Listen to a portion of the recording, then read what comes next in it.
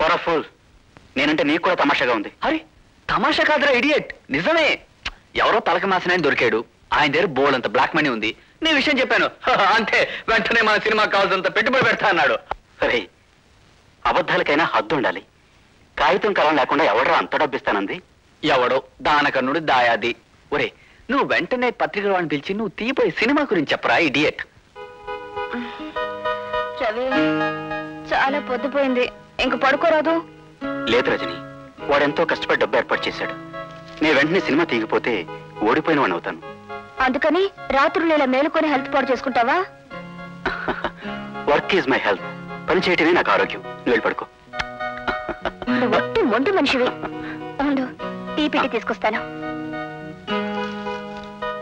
Good morning రా idiot, ఏం చేస్తున్నావు? ఫైళ్లు తిరిగేస్తూనే ఉన్నారన్నయ్య. మూర్తి, మనం సినిమా తీయాలనిపిస్తుందిరా. పోరా ఇడియట్, శుభం పలకరా పెళ్లి కొడుక అంటే పొద్దునే ఏమిటి మాటలు? ఏం లేదురా, ఈ కథలన్నీ ఎప్పుడో రాసినవి. అప్పుడు ఎంతో బాగా ఉన్నాయనుకున్నాను. ఇప్పుడు చదువుతుంటే చాలా అసహజంగా అబద్ధంగా అనిపిస్తున్నాయి. ఒరే పిచ్చి కన్నా, కథ లేదని సినిమా తీయడం మానేస్తావా? అసలు సినిమా తీసే వాళ్ళందరూ కథ ఉండే తీస్తున్నారా? ముందు పాట 2 ఫైట్లు తీసావనుకో, తన్నుకుంటూ కథ ఆటోమేటిక్ గా అదే వస్తుంది. నేను ఇంకా అంత పెద్ద డైరెక్టర్ని కాలేదుగా. అది కాదురా, ఐఎమ్ సారీ. ఓకే, మనకు కథ కావాలి అంతేనా? వీధికో సినిమా కంపెనీ లాగా ఇంటికో రచయిత ఉన్నాడు. నువ్వేం వరి కాకు, త్వరగా రెడీకా, నేను రైటర్ని తీసుకొస్తానుగా. ఓకే చెల్లమ్మా, చూసావా వీడు వరుస? ఇన్నాళ్ళు డబ్బు లేదని గొడవ, ఇప్పుడు డబ్బు వస్తే కథ లేదని గొడవ. అసలు ఈ ఇడియట్ నువ్వు ఎలా కాపురం చేస్తున్నావమ్మా? నేను అంతకన్నా ఇడియట్ ని కనుక. నాకు ఆఫీస్కి టైం అయింది, బాయ్. ఇప్పుడు చెప్పండి, మీకు వెండి కావాలా బంగారం కావాలా? మీది నగల షాపా కథల షాపా? నేను చెప్పేది కథల గురించేనండి. ఓహో. ఒక్క రోజులో కథ ఇస్తా, 2 రోజుల్లో డైలాగ్ రాస్తా. అది 100 రోజులు ఆడకపోతే మీ కాలం నుంచి దూరిపోతా. అదే అంత పని మాత్రం చేయకండి. మీది ఫస్ట్ డైరెక్షన్ అంటున్నారు కాబట్టి సిల్వర్ జూబ్లీ కథ కావాలా గోల్డెన్ జూబ్లీ కథ కావాలా? మాకు కావాల్సిన మంచి కథ. ఎవరు మీ హీరో? హీరో అంటే అది కథను బట్టి హీరో హీరోని ఎన్నుకుంటాం. ముందు కథ చెప్పండి. చెబుతా. మనిషికి పేరులా సినిమాకి టైటిల్ చాలా ముఖ్యం. అసలు కొన్ని సినిమాలు టైటిల్ని బట్టే బ్రహ్మాండంగా ఆడతాయి. ఉదాహరణకి కొన్ని మాస్ టైటిల్స్ చెబుతాను. చీరలేని చిన్నది, సిగ్గులేని చిన్నోడు, 100 డేస్, కుక్క తెచ్చిన తాలి, పిల్లి చేసిన పెళ్లి, సిల్వర్ జూబ్లీ, ఏం సార్ అదో టైటిల్. మా పిచ్చెక్కిపోతోందండి. కరెక్ట్. మన టైటిల్ చూసి జనం పిచ్చెక్కినట్టు వచ్చి సినిమా చూడాల్సిందే. అప్పుడు పిక్చర్ చచ్చినట్టు హిట్ అవుతుంది. ప్లీజ్. రైటర్ గారు, మీరు కథ వదిలేసి వేరే ఏదేదో చెప్తున్నారు. వస్తున్నా. ఇదిగో ఇదే మీ కథ. అగ్గిపెట్ట అని అంత తేలిగ్గా తీసి పారేకండి. పూర్వం మన వాళ్ళు అగ్గిపెట్టెలో పెట్టేంత బట్టలు వేసేవాళ్ళు. అలాగే ఇప్పుడు మన సినిమా వాళ్ళు కూడా కథల్ని ఇందులో ఇముడుస్తున్నారు. చూడండి, ఇది మన హీరో ఏ, ఇది మన సెకండ్ హీరో బి, ఇది మన విలన్ సి, ఇది మన హీరోయిన్ డి. హీరోయిన్ డి ఎందుకైందంటే ఏబిసిలు ముగ్గురు ఒకేసారి ఢీకుంటారు. దాంతో మొదలవుతుంది కదా. చూడండి, ఏ డిని ప్రేమిస్తున్నాడు, డి బిని ప్రేమిస్తుంది. ఈ సంగతి ఏకి తెలియదు. బికి ఏ డిని ప్రేమిస్తున్నాడు తెలుసు. మధ్యలో సి మన విలన్ డిని రేప్ చేశాడు. ఈ సంగతి ఏకి తెలుసు, బికి తెలియదే. కానీ చివరిదాకా మన ఆడియన్స్ కూడా తెలియదు. అదే సస్పెన్స్. పోనీ మీకు తెలుసా? ఓ 10,000 అడ్వాన్స్ గా పడేయండి, ఆఖరి ట్విస్ట్ కూడా చెప్పేస్తా. తర్వాత స్క్రిప్ట్ ఇలాగా కూర్చుంటాం. లే అగ్గిపుల్లలు చూపించి అడ్వాన్స్ అడుగుతావా? కూర్చోబెట్టు. నువ్వు ఈ జన్మలో సినిమా తీయలేవు. నువ్వు అసలు డైరెక్టర్ కాలేవు. పోయి ఆటోకైనా డబ్బులు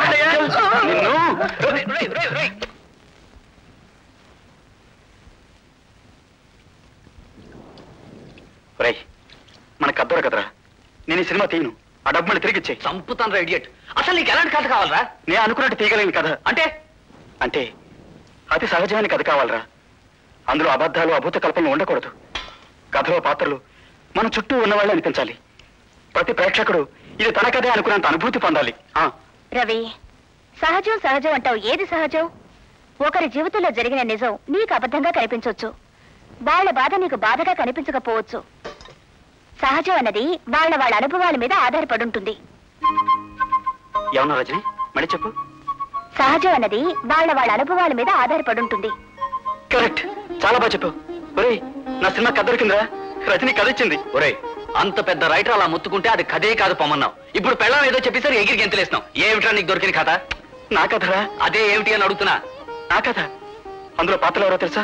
నువ్వు, రజని, నేను, మా నాన్నగారు, అమ్మ, నే తిన్న దెబ్బలు, ఆశలు, నిరాశలు ఇవన్నీ కలిపితే ఓ అద్భుతమైన సినిమా కథ అవుతుందిరా. నా సినిమా పేరేంటో తెలుసా? ఆత్మకథ. It's beautiful. చాలా బాగుందిరా. Ravi, that's wonderful. చూసారా మీ సుపుత్రుడు ఏం చేశాడో? డైరెక్టర్ అయ్యాడట, సినిమా తీస్తున్నాడట. తీసుకొని వాడు తీస్తున్నది సినిమా కాదండి, మన పరువు. మన బ్రతుకు నడి బజార్లో పెట్టి ఉతికి ఆరేస్తున్నాడు. ఏమిటి నువ్వు అంటున్నది? చదవండి, మీకే తెలుస్తుంది. చూడండి, పాపం చేసింది మీరు, అనుభవిస్తున్నది మేము. వాడిని సినిమా తినకుండా ఆపుతారో లేకపోతే మమ్మల్ని గంగవతికి చావమంటారో మీరే చెప్పండి. వీడికి పిచ్చెక్కింది, లేకపోతే ఇలా చేస్తాడా? ఏం చేశాడు? ఇన్నాళ్ళ నుంచి వీడు ఏదో సాధిస్తాను అన్నాడే.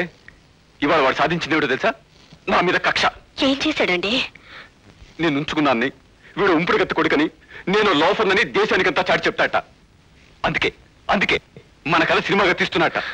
అది చూసాక నాకు ఎవరైనా మర్యాద ఇస్తారా? నా కూతురు పెళ్ళవుతుందా? వాడికే దాన్ని పోయి దాన్ని అవతల కట్టుకున్నాడు. రేపు సురేష్ కావాలన్నా పిలుస్తారా? నన్ను కన్న తండ్రిని ఇంత క్షోభ పెట్టి వాడేం బాగుపడతాడే? వాడు సర్వనాశనం అయిపోతాడు. వద్దండి, అంత మాట అనకండి. ఈ సినిమా తీయదని నేను వాడికి ఎలాగైనా నచ్చ చెప్తాను. రవి, ఏమిటి? ఉప్పు అయిపోయింది, కాస్త బజార్కి వెళ్ళి తెచ్చిపెట్టు. రాసుకునేటప్పుడు ఉప్పు పప్పును విసిగించకు. అలా అంటే వంట ఎలా అవుతుంది? ఉప్పు లేకుండా చేసేయ్. రేపు నేను లేకుండానే కాపురం చేసేటట్టున్నావు. You silly girl. నువ్వు లేకపోతే సంసారం కాదు, సన్యాసం అవుతుంది. ప్లీజ్ రజని, మంచి మూడ్ లో ఉన్నాను, కాసేపు డిస్టర్బ్ చేయకమ్మా. అయ్యో రవి. అమ్మా. రవి. అమ్మా. ఏమా కోడలా, బాగున్నావా? మీ ఆయనకి ఇష్టమని లడ్లు తీసుకొచ్చాను. రామ్మా, కూర్చో. చూసావమ్మా నీ కొడుకుంటున్న బంగళా బాగుందా?